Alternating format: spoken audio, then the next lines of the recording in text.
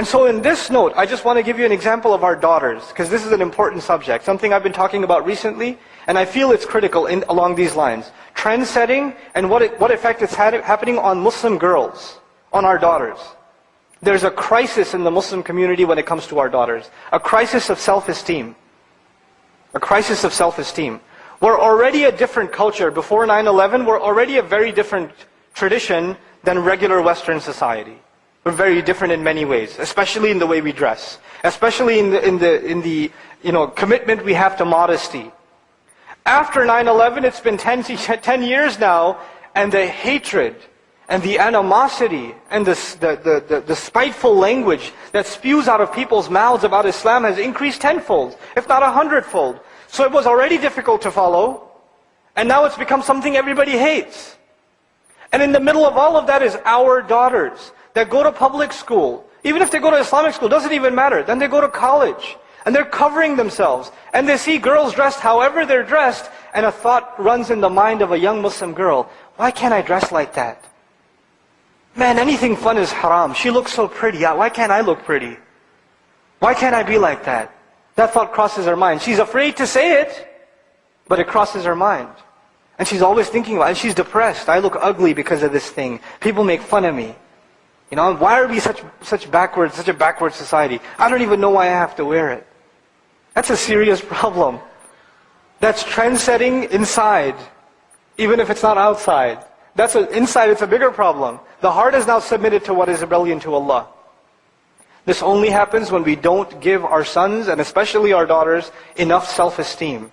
Where does self-esteem come from? This is the last thing I'll share with you. Because this problem of following trends in society is a big one, but probably the biggest component of that is saving our children. Saving our children from becoming swept away with the flood. So this is the last bit I want to share with you. And that is, we have to acknowledge, fathers especially, have to spend time with their daughters. Fathers have to encourage their daughters. Fathers have to appreciate their daughters. Fathers have to tell their daughters they look beautiful. So they don't have to look for that from some idiot on Facebook. They don't have to do that, because their fathers are telling them that. They get that, the kind of self-confidence a girl gets from her dad is irreplaceable. Not even the mother. Mother's critical, but not when it comes to this. When it comes to the acknowledgement of a father. When's the last time you talked to your daughter? With those of you that have daughters. Actually had a conversation with her. Our daughters, I brought 2 of my 4 daughters with me on this trip. Girls talk a lot. They talk a lot. They never run out of things to say.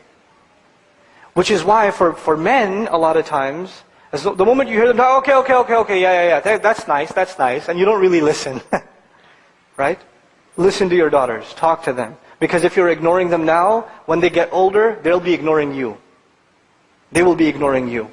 It doesn't matter if they're talking about hair clips, or what their friends said at school, or what coloring projects they were doing, or where they visited, or what show whatever. Talk to them.